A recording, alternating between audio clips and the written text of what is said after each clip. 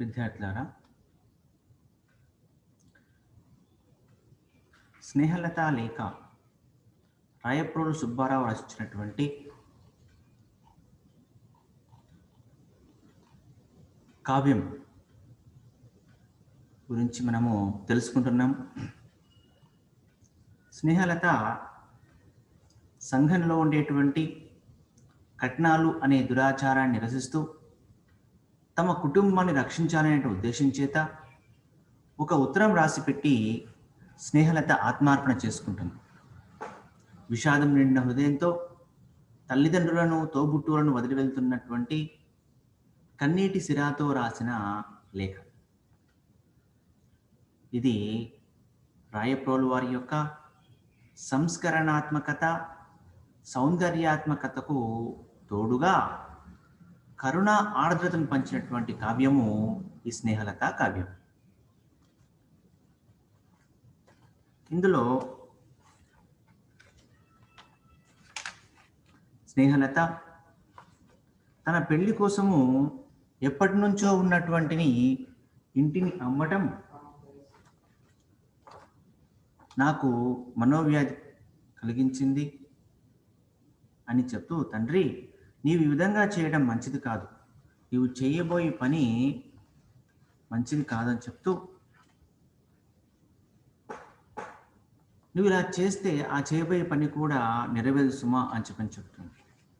ఇక నేను దుర్ముహూర్తంలో పుట్టినటువంటి కూతురును రేపు పొద్దుపోయేసరికి నేను ఆ దేవదేవత సన్నిధికి, ఆ కనకదుర్గా మాత యొక్క సన్నిధికి నేను వెళ్తానని చెప్తుంది.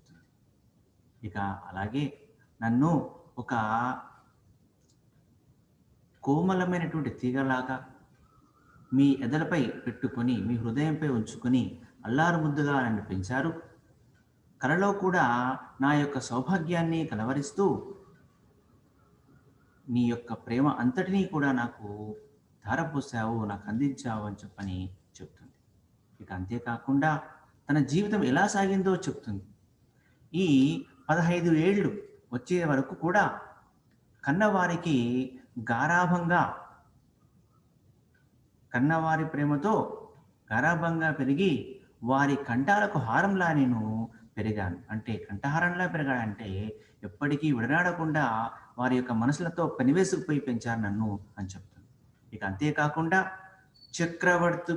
చక్రవర్తుల యొక్క కుమార్తెలు కూడా నేను పొందినంత సౌఖ్యాన్ని ఎప్పుడూ కూడా వారి జీవితంలో పొంది ఉండరు అని చెప్తుంది. ఇక మొన్న మధ్యాహ్న సమయంలో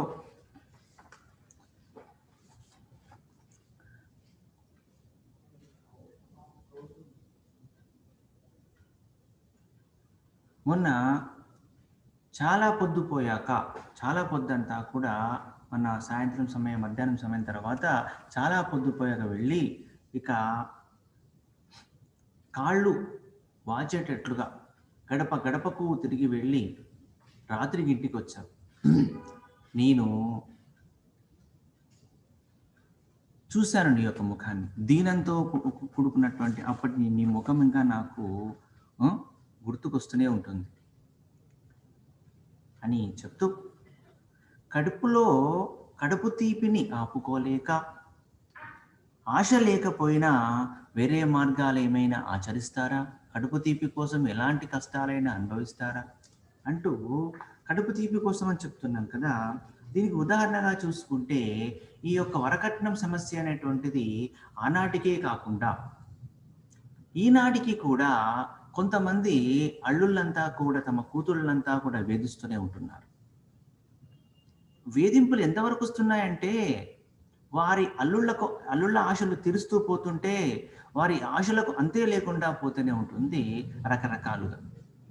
మొన్న ఈ మధ్య కేరళలో కూడా ఒక సన్నివేశం జరిగింది. కేరళలో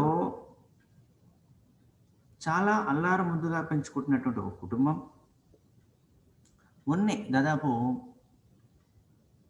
ఒక సంవత్సరం ఏంటుంది పెళ్ళై. సంవత్సరం అంటే 2020 మార్చిలో కేరళలో ఒక అబ్బాయికి వివాహం, అంటే ఒక అమ్మాయికి ఒక అబ్బాయితో వివాహం జరిగింది. అతను కాస్త చక్కటి ఉద్యోగం కలవాడు కాబట్టి, అంటే ఉన్నతమైన ఉద్యోగము, అంటే పోలీసులో మంచి ఉన్నతమైన ఉద్యోగంలో ఉన్నటువంటి వ్యక్తి, పోలీస్ డిపార్ట్మెంట్లో ఒక ఉన్నతమైన ఉద్యోగట. అలాంటి ఉద్యోగిని చూసి చాలా ఉన్నతమైన స్థానంలో ఉన్నాడని చెప్పి చూసి ఆ తల్లిదండ్రులు వారు అడక్కపోయినా కూడా మంచిగా కావాల్సినంత ఇచ్చేసేసి పెళ్లి చేశారు. దాదాపు ఒక 100 తులాల బంగారు పెట్టారట. ఇక అడక్కపోయినా దాదాపు ₹1,00,00,000 విలువైనటువంటి దాదాపు కట్న కానుక రూపంలో ₹1,00,00,000 పైనే ఇచ్చారట. ఇక అంతేకాకుండా ఇక పెళ్లి కాకంటే ముందే పెళ్లి ముందునే అత్యంత ఖరీదైన కారు కావాలని చెప్పారంటే ఆ కారు కొనిచ్చారట. ఇక పెళ్లి జరిగింది, సంతోషంగా ఉన్నారని చెప్పి అనుకున్నా కానీ ఒక 3 నెలల తర్వాత ఇక మెల్లగా ఆ కారు మైలేజ్ రావడం లేదు అని చెప్పని సాధింపులు పెడుతుంటే ఇక అమ్మాయి వాళ్ళ అన్నతో మొరపెట్టుకొని కారు మైలేజ్ రావడం లేదు, ఇంకొక కారు కావాలి, మంచి కారు కావాలంటే అడిగిన వెంటనే తెల్లారేసరికల్లా వాళ్ళ ఇంటి ముందు కారు పెట్టడం జరిగింది. మంచి మైలేజ్ ఇచ్చేటువంటి ఒక ₹1,00,00,000 విలువైనటువంటి మంచి కారు తీసుకొచ్చేసి వారి ఇంటి ముందు పెడితే ఇంట్లోకి వచ్చిన అన్నయ్యకు సంతోషంగా వారికి అన్నయ్యకు భోజనం పెట్టి సంతోషపరచాలని చెప్పి అనుకుంటే అలాంటి అవకాశాలు అత్తగారు ఇవ్వకపోయేసరికల్లా అలాగే కళ్ళు మూసుకునేదో టీ కాఫీలతో సరిపెట్టి పంపించేసి అన్న కూడా సరే చెల్లి బాగుంటుంది సంతోషం అని చెప్పని వెళ్ళిపోవడం జరిగింది. ఇక మెల్లమెల్లగా ఒక 3 నెలలు గడిచిపోయిన తర్వాత 6 నెలలు అవుతుంటే మెల్లగా అత్తగారి స్వరూపం బయటపడుతూ వచ్చేసి భర్త స్వరూపం బయటపడుతూ వచ్చేసి ఒక సైకోలాగా బిహేవ్ చేస్తూ ఇక మెల్లగా చీటికి మాటికి అత్త చెప్పే చాడి మాటలకు తన భార్యను కొట్టడం జరుగుతూ వస్తుంది. ఇలా సాగుతూ పోయింది. ఇక తట్టుకోలేక ఒక 6 నెలలు గడిచేసరికి తట్టుకోలేక వాళ్ళ అమ్మగారితో పెట్టుకుంటే ఇక ఇంటికి వచ్చేయమ్మా అంటే ఇంటికి రాగానే నేను వెళ్ళను అని చెప్పని చెప్తే మళ్ళీ రాజీ ప్రయత్నం చేసి దాదాపు ఇది ఒక డిపార్ట్మెంట్ వరకు పోయి చివరికి పోలీసు జోక్యంతో అక్కడ సద్దుమణిగిపోయి తిరిగి మళ్ళీ యథావిధిగా తీసుకెళ్తానంటే మరి పంపించేస్తే ఇక మళ్ళీ తర్వాత వారి యొక్క విశ్వరూపం అనేటువంటిది రోజుకు పెంచుతూ తనకు ఫోన్ ఇవ్వకుండా, తనతో ఎవరితో మాట్లాడుకునే అవకాశం ఇవ్వకుండా రకరకాల హింసలు మొదలు పెడుతూ వచ్చేసాను. ఆ తర్వాత మళ్ళీ తను ఏదో అపార్ట్మెంట్ ఇల్లు కట్టుకుంటానని చెప్పని డబ్బులు కావాలని చెప్పని చెప్పిస్తే వాళ్ళ అన్నకు ఇష్టం లేదు. తన చెల్లెలు బాగా చూసుకుంటే చాలు, ఎంత డబ్బులైనా ఇవ్వడానికి వెనకాడని, కానీ తన చెల్లెలు బాధ పెడుతున్నాడు కాబట్టి డబ్బులు ఎందుకు ఇవ్వాలి మాటికి. ఇలా ఒకసారి 2 సార్లు అడుగుతూ పోతుంటే మనం ఇస్తూ పోతుంటే ఇంకా ఇలాగే అయిపోతుంటుంది, వద్దు అని చెప్పిన తల్లిదండ్రులు తమ కూతురు మంచిగుంటే చాలు, ఇలాంటి సంఘటనలు జరుగుతూనే ఉంటాయి, కాలక్రమంలో కడుపులో ఒక పిల్లో జల్లో పుడితే సర్దుకుంటాయి అవే అని చెప్పని సమాధానం చెప్తే సరే చూద్దామని ప్రయత్నం చేసి కొంత టైం కావాలని చెప్పని అంటాడు. కానీ ఈ లోపల కాలం గడిచిపోతే మళ్ళీ తిరిగి మొన్న మధ్య బాత్రూంలో ఉరేసుకుని చనిపోయిందని చెప్పని తీసుకొచ్చి ఆ అమ్మాయిని హాస్పిటల్లో పెట్టేసి విషయం చెప్తే తల్లిదండ్రులు అక్కడికి వచ్చేసరికల్లా ఇక వాళ్ళ అమ్మాయి అన్న వచ్చేసరికల్లా ఎక్కడేం చేస్తారని చెప్పని హుటాహుటిన అత్తమామలు ఆ అబ్బాయి పారిపోయాడు. ఈ విషయం అనవట డిపార్ట్మెంట్లో తెలిసింది. ఇక తిరిగి ఈ విషయం ఏంటంటే ఒక పెద్ద ఇష్యూగా మారిపోయి అతనిపై డిపార్ట్మెంట్ పరంగా చర్యలు తీసుకోవాలని చెప్పని సంఘాలన్నీ కూడా ముక్తకంఠంతో, తర్వాత మనకు ఇక్కడ ఒక సంఘాలు ఉంటుంది మనకి ఏంటంటే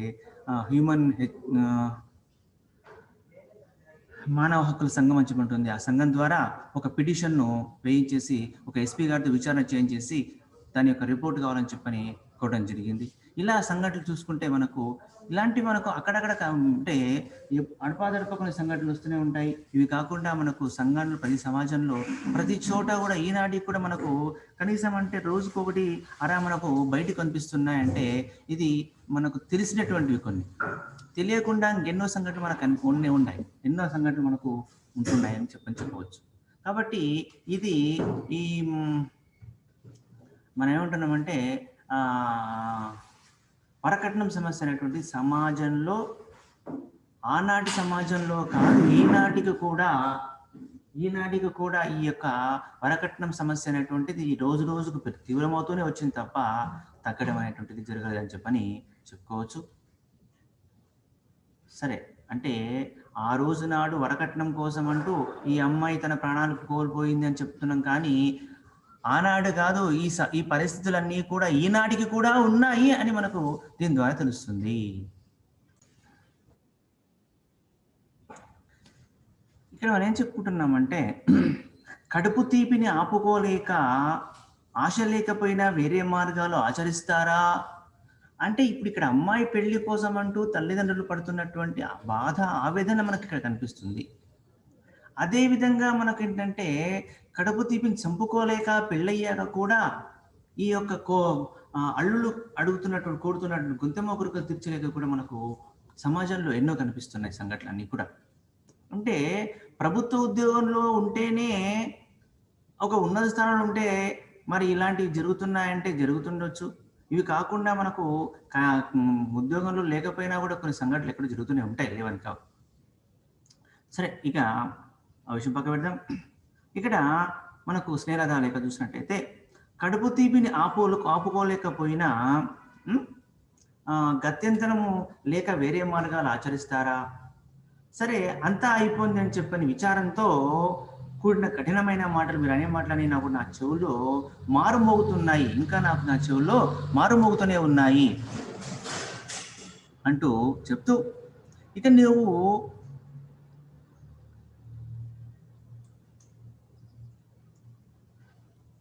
నీవు పొందినటువంటి కష్టాలన్నీ కూడా, నష్టాలు, ఆ తర్వాత అప్పులు, ఇవన్నీ అప్పుల కథలన్నీ కూడా విన్నాను తండ్రి. నా మనసు విరిగిపోయింది, నా మనసు అంతా విరిగిపోయింది తండ్రి. ఈ దురదృష్ట పుత్రిక నీకింత చెడు తెచ్చింది కదా అని చెప్పని బాధపడుతుంది. ఇక నన్ను కన్న దోషానికి ఇక నాకు తెలివితేటలన్నీ కూడా కల్పించినటువంటి పాపానికి ప్రాయశ్చిత్తంగా ఈ యొక్క పిత్రాజితమైన ఆస్తి మొత్తం అంతా కూడా హరించిపోతుంది. కాబట్టి ఇక దౌర్భాగ్యులైపోతారు మీరు అని చెప్పని చెప్తూ, సరే, ఇక్కడ తండ్రి గుండెల్లో బాధ తొలగించడానికి స్త్రీకి వివాహమే ముఖ్యమవుతుందా? అధోగతిలో బాధపడేటువంటి వారికి కులధర్మాలు, సాంప్రదాయాలన్నీ కూడా కొన్ని కూడా గ్రహించరా అని చెప్పని ప్రశ్నిస్తుంది. ఇక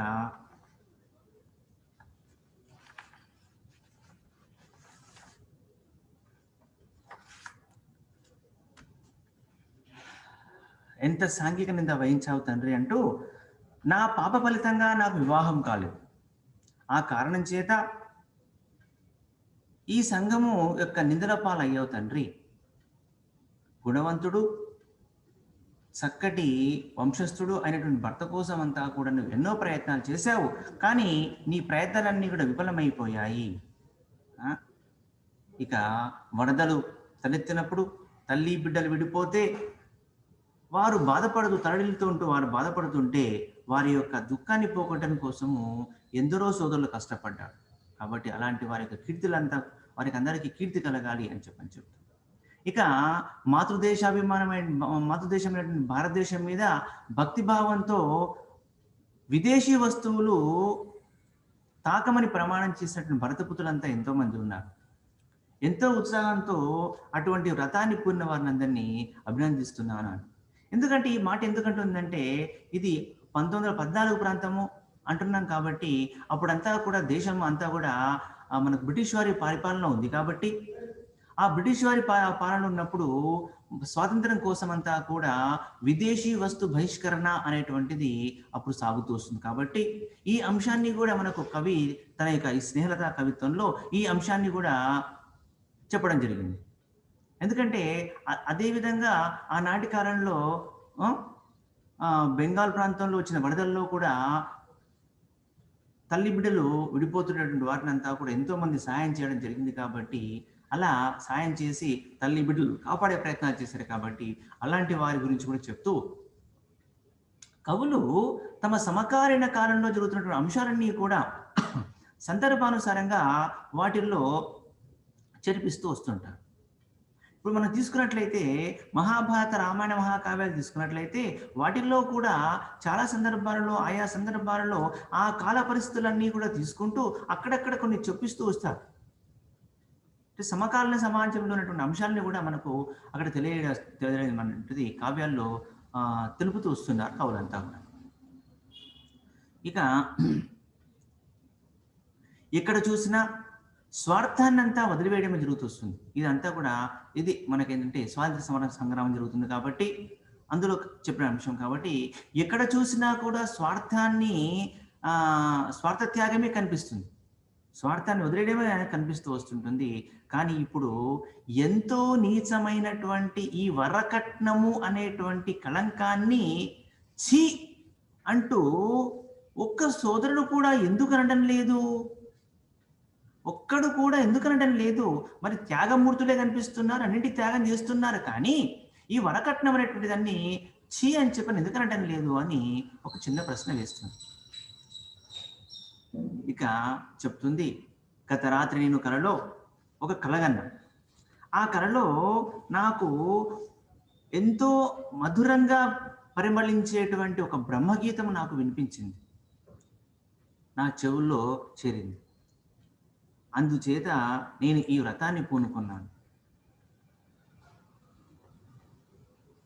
అది నాకు వచ్చినటువంటి ఆ యొక్క స్వరం ఎవరిది అంటే, ఆ బ్రహ్మగీతం ఎవరిది అంటే నాకు అనిపిస్తుంది మైత్రేయి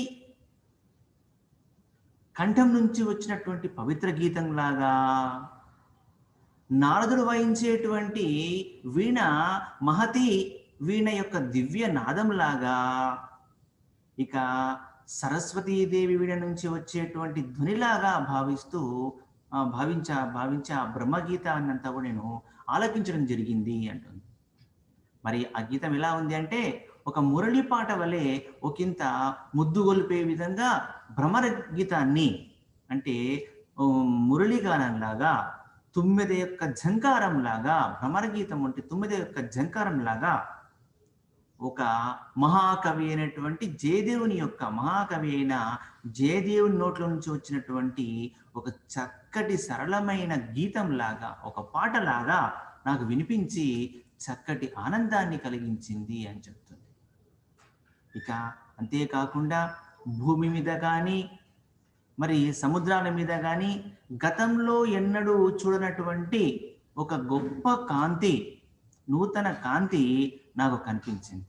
ఆ కాంతిలో ప్రకాశించేటువంటి ఆ యొక్క అమ్మవారు కనకదుర్గా మాత నాకు కనిపించింది అని చెప్తుంది.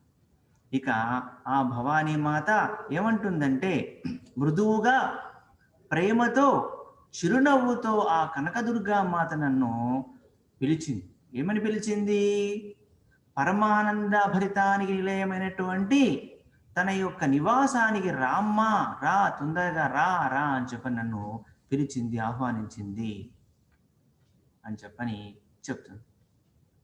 అప్పుడు ఆమె పిలిచినప్పుడు నాకు అనిపించింది, తండ్రి, మంచి మనసు గల నువ్వు విచారంతో ఉన్నటువంటి అమ్మాయి యొక్క ముఖము, ఇంటినంతా పండుగలా చేస్తున్నటువంటి, సంతోషంగా పండుగలా చేస్తున్నటువంటి చెల్లెలు తమ్ముళ్ళ యొక్క ఆ ప్రేమ నాకు, వాత్సల్యమైన ప్రేమ నాకు గుర్తుకొచ్చింది అని చెప్తూ, ఇక నా హృదయంలో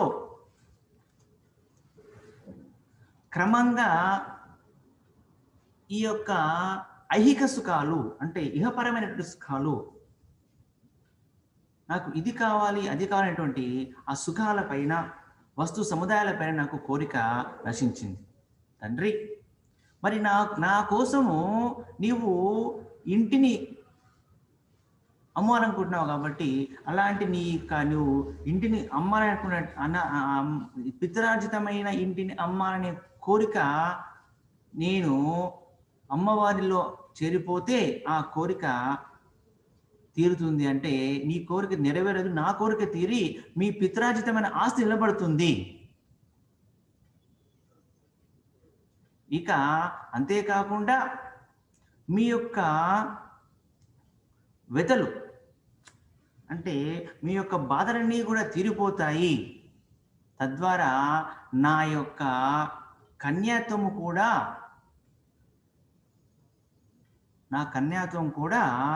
ప్రకాశిస్తుంది. ఇక్కడ అంటే మీ కష్టాలు తీర్చడం కోసము మీ కష్టాలు తీరిపోతాయి, నేను భవానీ దేవితో వస్తానని చెప్పాను అని చెప్తుంది. అంటే నా మనసులో అంతా కూడా ఇహపరమైన సుఖాల మీద, వస్తు సముదాయాల మీద కోరిక అంతా తీరిపోయింది. ఇక తండ్రి గృహాన్ని కాపాడడానికి, అంటే మీ ఇంటిని కాపాడడానికి, మీ కష్టాలు కడతీర్చడానికి భవానీ దేవితో వస్తాను అని చెప్పాను తండ్రి అని చెప్తుంది. ఇక నేను మరణించాక నా యొక్క బూడిద పైన మీరు మీ కన్నీరుతో తడుపుతారు. అయినా కూడా మీ పిత్రాజితమైనటువంటి ఆస్తి అనేది నిలబడుతుంది.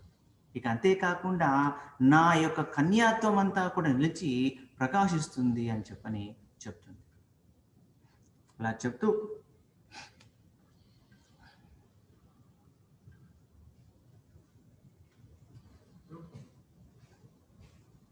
ఇంకా అది మొదలు చింతజేసి తిన్ అస్మదీయ లోకయాత్రారంభు విడుటకు తండ్రి. అగ్నిజల విషముల సాధనాంతరంబు నిన్నగోరి స్వార్థ నిస్పృహ సమాధి.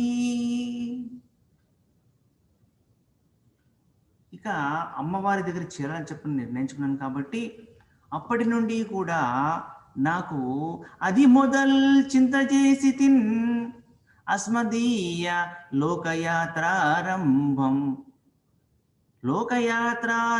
వీరుటకు తండ్రి. అగ్నిజల విషములన్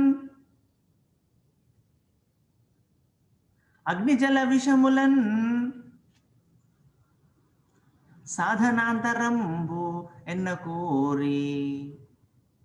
అగ్నిజల విషములన్ సాధనాంతరంబున్ ఎన్నగోరి.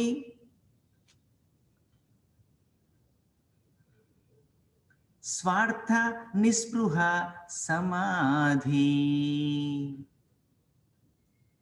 అది మొదలుగా గల మొదటి నుంచి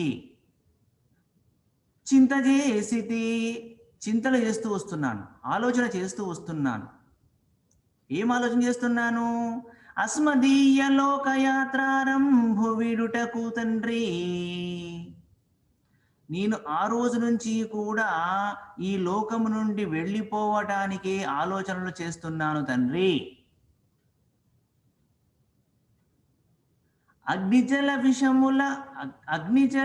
విషముల సాధనాంతరంబున్ ఎన్నన్గోరి. స్వార్థ నిస్పృహ సమాధి. మరి నేను ఆ రోజు నుంచి కూడా ఈ లోకాన్ని వదిలిపోవాలని అనుకుంటున్నాను కాబట్టి మరి ఎలా వెళ్ళాలి అని ఆలోచన చేస్తూ స్వార్థము నిస్పృహలన్నీ కూడా వదిలేసి మరి అగ్ని నిప్పులోన, జల నీటిలో పడి కానీ, విషాన్ని గ్రహించి కానీ చనిపోవాలి. సాధనాంతరంబు ఎన్నగోరి. మరి ఇతర రకాలైన సాధనాలు ఏమైనా ఉన్నాయా అని మరే స్వార్థ నిస్పృహ సమాధి. ఇక మరేదైనా వేరే పద్ధతులు ఉన్నాయా? ఆ పద్ధతుల్లో నేను ఈ లోకయాత్ర చేయాలా, ఎలా చేద్దాము అనే ఆలోచన ఆ రోజు నుంచి కూడా చేస్తున్నాను తండ్రి అంటుంది. అంటే అది మొదల్ చింత చేసి తిన్ అస్మదీయ లోకయాత్రాభరంబు విడుటకు తండ్రి. అగ్నిజల విషముల సాధనాంతరంబున్ ఎన్నగోరి. స్వార్థ నిస్పృహ సమాధి.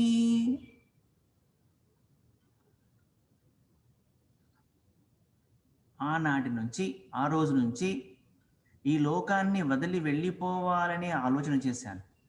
స్వార్థము, నిస్పృహలను వదిలివేసి మరి నిప్పులో పడిపోవాలా, నీటిలో పడివాలా, లేకపోతే విషాన్ని తీసుకోవాలా, ఏ విధంగా తీసుకొని ఈ యొక్క శరీరాన్ని వదిలివేయాలి, ఇక లేకపోతే మరేదైనా పద్ధతులు ఉన్నాయా, శరీరాన్ని వదిలివేయటకు మరేదైనా పద్ధతులు ఉన్నాయా అని చెప్పని ఆలోచన చేస్తూ ఉన్నాను. యాగములలో హవిస్సులన్ ఆదరించు పూత తేజస్వి ఋషిగేయు నీతి హోతున్ ఎదను వినయాంజలి ఘటించితి తుదకు తండ్రి ప్రార్థనలు సల్పితిని అంది బసబ్జ నిలపా. యాగములలో హవిస్సులను ఆదరించు పూత తేజస్వి ఋషిగేయుడు నీతిహోతుడు ఎదను వినయాంజలి ఘటించి తిని తుదకు తండ్రి ప్రార్థనలు సల్పితిని అందింబ సజ్జనిలుపా.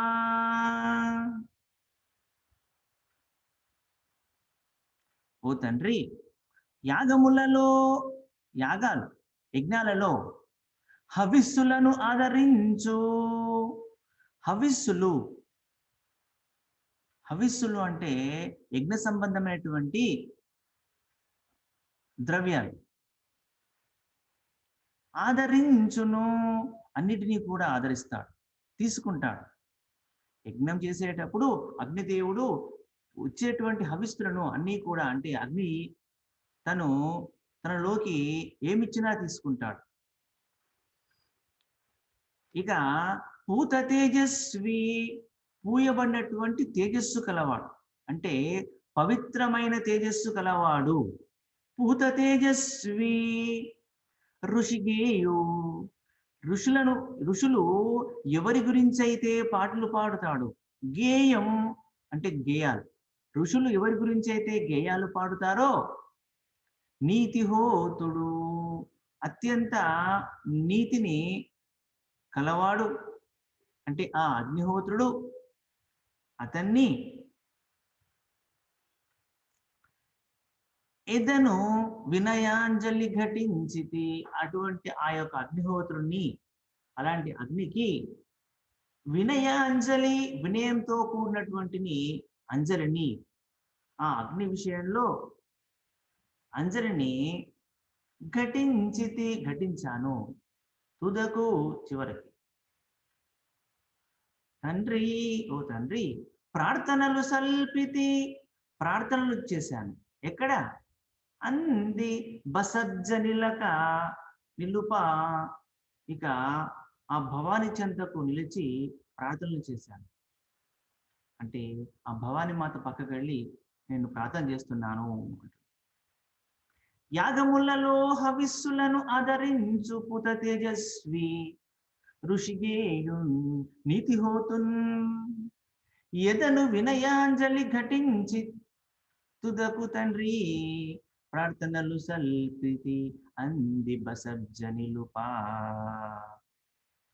ఓ తండ్రి, యాగములలో వేసేటువంటి, యజ్ఞాలలో వేసేటువంటి పూజా ద్రవ్యములన్నింటినీ కూడా ఆ అగ్నిహోత్రుడు స్వీకరిస్తాడు. అలాంటి ఆ అగ్నిహోత్రుడు పవిత్రమైన తేజస్సు కలవాడు. అగ్నిహోత్రుడు పవిత్రమైన తేజస్సు కలవాడు, ఋషుల చేత కీర్తించబడేటువంటి వాడు. అలాంటి అగ్నిహోత్రుడు, ఆ అగ్నిహోత్రునికి వినయాంజలి ఘటిస్తున్నాను తండ్రి నేను. ఇక చివరికి ఆ భవాని చెంత నిలిచి ప్రార్థనలు చేశాను తండ్రి అని చెప్తాను.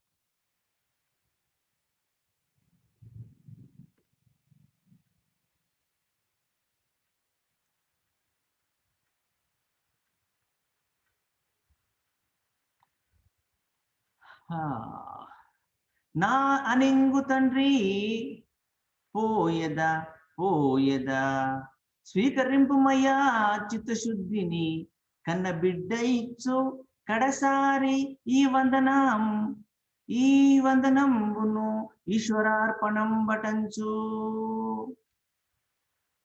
నా అనుంగు తండ్రి, ఓ తండ్రి, పోయదా పోయదా, ఓ తండ్రి, నా అనంగు తండ్రి, పోయదా పోయదా, స్వీకరింపుమయా చిత్తశుద్ధిన్, కన్నబిడ్డ ఇచ్చు ఈ కడసారి వందనంబున్ ఈశ్వరార్పణం వటుంచు.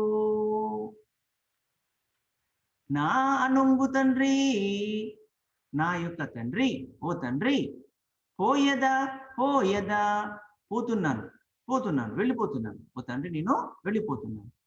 కడసారి ఇక్కడ స్వీకరింపుమయ్యా చిత్తశుద్ధిని, స్వీకరించు తండ్రి. ఏంది? చిత్తశుద్ధి చేత కన్నబిడ్డ ఇచ్చు ఈ కడసారి, కన్నబిడ్డ ఇచ్చేటువంటి ఈ చివరిసారి ఈ వందనంబు, ఈ యొక్క నమస్కారాన్ని, ఈ వందనాన్ని, ఈ నమస్కారాన్ని ఈశ్వరార్పణంబు అటంచు, ఈశ్వరార్పణము అని చెప్పని స్వీకరించు తండ్రి. కన్నబిడ్డ ఇచ్చేటువంటి ఈ యొక్క చివరిసారి నమస్కారాన్ని స్వీకరించు తండ్రి, ఈశ్వరార్పణంగా స్వీకరించు అని చెప్పని అంటుంది. ఇక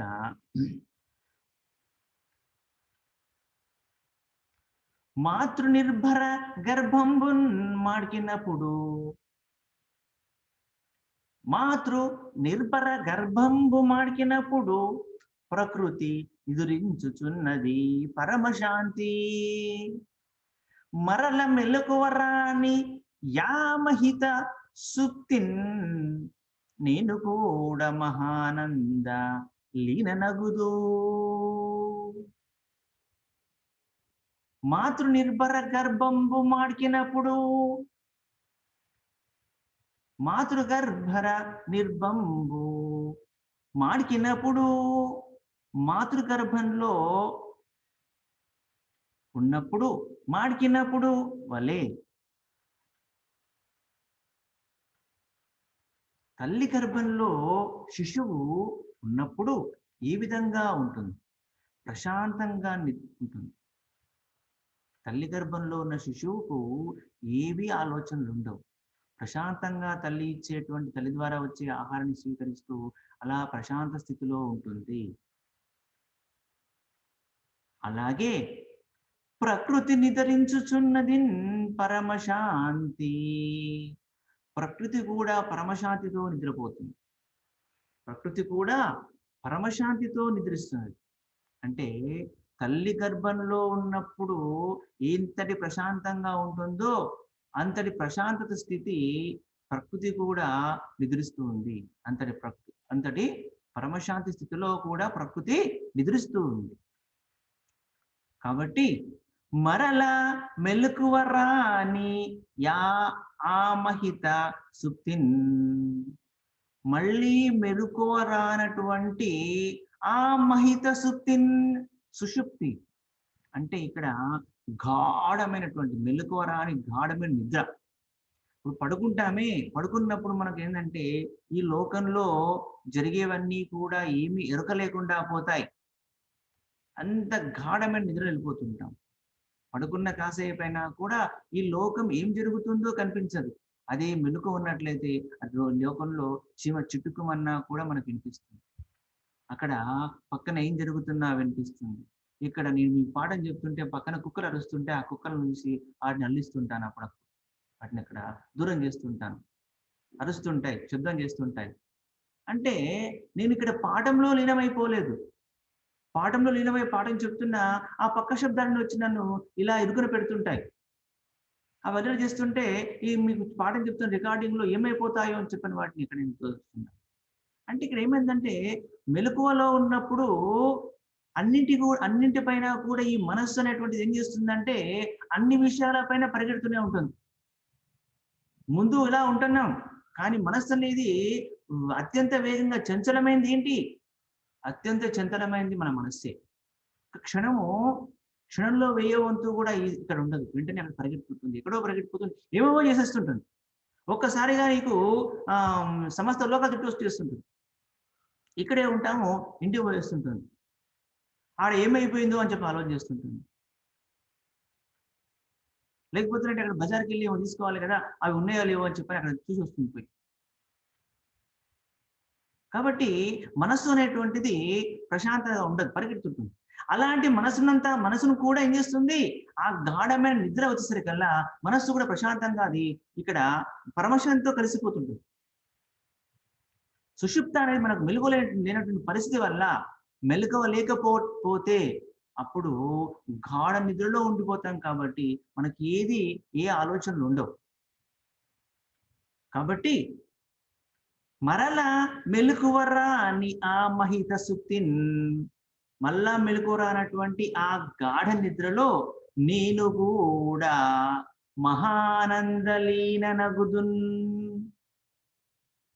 ఆ యొక్క గాఢ నిద్రలో నేను కూడా ఆ మహానందలో ఆ మహానందమైనటువంటి ఆ గాఢ నిద్రలో కూడా నేను కలిసిపోతాను తండ్రి అని చెప్తుంది.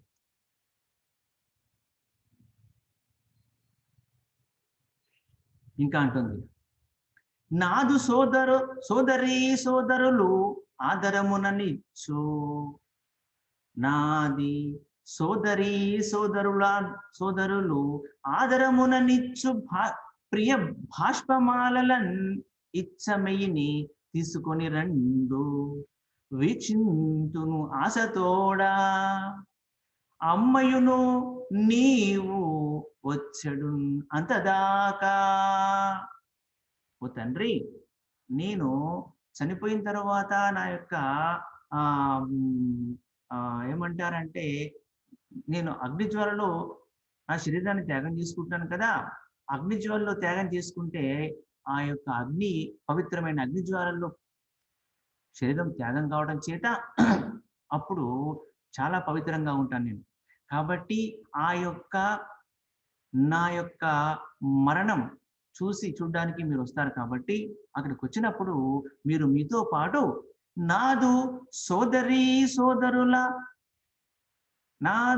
సోదరులు ఆదరముననిచ్చు, నా యొక్క సోదరులు నా చెల్లెలు తమ్ముడు ఇద్దరూ కలిసి ఆదరంతో ఇచ్చేటువంటి ప్రియ భాష్పమాలలన్, ప్రియమైనటువంటి బాష్పమాలలు, కన్నీటి దండ, కన్నీళ్ళు అనేటువంటి దండలు ఇస్తారు కదా, వాళ్ళు ఏడుస్తూ కన్నీళ్ళు ఇస్తారు కదా, ఆ కన్నీటి దండలన్నీ కూడా ఇచ్చమయ్యిని తీసుకురండి,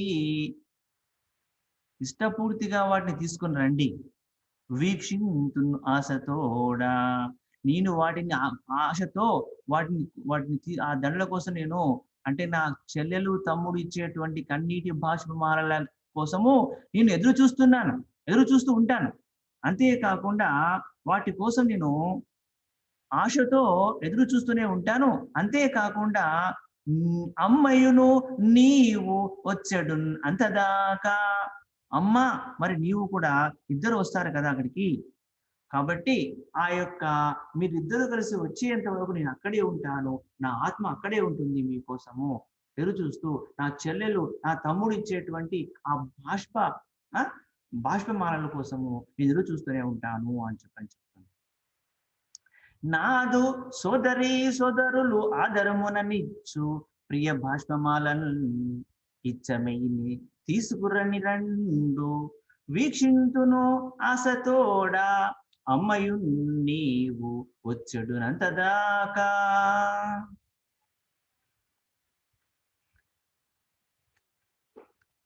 అధమ శుల్క కలంకమున్ అంటకుండా, అధమ శుల్క కలంకమున్ అంటకుండా నా పవిత్ర దీక్షా కన్యకాపథంబు రక్షణ చేసినట్టి ఈ దక్షిణాగ్ని కలుషితాచారములు కాల్చి వెలుగుగాక.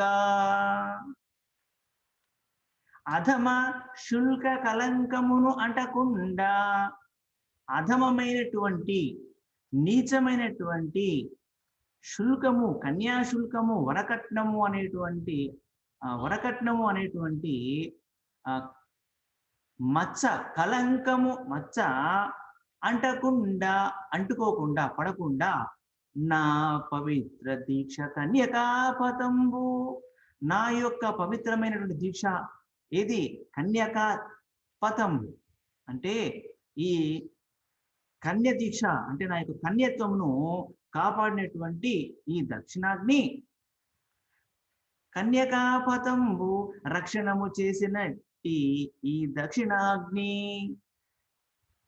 నాకు వరకట్నము, నీచమైనటువంటి వరకట్నము అనే మచ్చపడకుండా నా యొక్క కన్యాత్వమును కాపాడినటువంటి ఈ దక్షిణాగ్ని సమాజములో ఉన్నటువంటి ఆ రక్షణ చేసినటువంటి ఈ దక్షిణాగ్ని కలుషితాచారములను కాల్చి వెలుగుగాక. ఈ సమాజంలో ఉన్నటువంటి ఈ కలుషిత ఆచారాలు, ఈ యొక్క దురాచారాలన్నింటినీ కూడా కాల్చి వెలుగుగాక, వెలుగుతుంది అని చెప్పని ఆశిస్తున్నాను అని చెప్పని అంటుంది. అధమ శుల్క కలంకమునంటకుండా నా పవిత్ర దీక్షా కన్యకాపతంబున్ రక్షణ చేసినట్టి ఈ దక్షిణాగ్ని కలుషితాచారముల్ కాల్చి వెలుగుగాక. ఈ యొక్క నీచమైన వరకట్నము అనేటువంటి మచ్చపడకుండా నా యొక్క కన్యాత్వమును కాపాడినటువంటి ఈ దక్షిణాగ్ని సమాజంలో ఉన్నటువంటి దురాచారాలన్నింటినీ కూడా కాల్చి వెలుగుతుందని చెప్పి నేను ఆశిస్తున్నాను తండ్రి అని చెప్పని చెప్తూ స్నేహలత తన లేఖలో ఈ విషయాలన్నీ రాసి తన యొక్క దీక్షను చేపట్టి ఆ యొక్క అగ్ని ప్రవేశం చేసి తన శరీరాన్ని ఆ పరమదేవుడికి, ఆదిదేవుడికి అయినటువంటి అగ్నిహోత్రునికి సమర్పించి తద్వారా తాను భవానీ మాత యొక్క సన్నిధికి ఎంతో పవిత్రమైనటువంటి ఎంతో పరమశాంతినిచ్చేటువంటి ఆ యొక్క భవానీ మాత చెంతకు స్నేహలతాదేవి చేరింది. ఈ విషయాన్ని స్నేహలత కథనంతా కూడా విన్నటువంటి మన రాయప్రోలు వారు స్నేహలత లేఖ అనేటువంటి గేయాన్ని రచన చేయడం జరిగింది. ఈ యొక్క స్నేహలత లేఖ అనేటువంటి కావ్యాన్ని, చక్కటి గేయ కావ్యాన్ని రచించాడు రాయప్రోలు సుబ్బారావు గారు. పవిత్రమైనటువంటి ఇక్కడ బెంగాల్ రాష్ట్రంలో జరిగినటువంటి యథార్థ గాథను ఆధారంగా చేసుకుని రాసినటువంటి ఈ యొక్క స్నేహలత లేఖ అనేటువంటి కావ్యము. ఓకేనా, ఇక్కడ ఆపేస్తాం. ఇక్కడికి పాఠ్యాంశం అయిపోయింది కాబట్టి ఆపేస్తాం.